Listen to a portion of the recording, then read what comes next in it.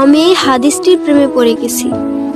আপনি যখন নীরবে ঘরে বসে কান্না করেন, আল্লাহ তখন ফেরেশতাগণদের উদ্দেশ্য করে বলেন, কোন জিনিস আমার এই বান্দার চোখে পানি আনলো? ফেরেশতাগণ বলেন, আপনার বান্দা সুখে নেই, আপনার বান্দা অনেকদিন হাসেনি।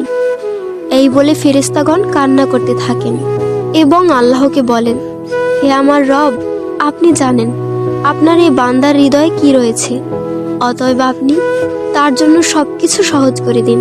আল্লাহ বলেন, আমার এই বান্দা এমন কিছু জীবন থেকে হারিয়ে ফেলেছে যা সে অধিক ভালোবেসেছিল।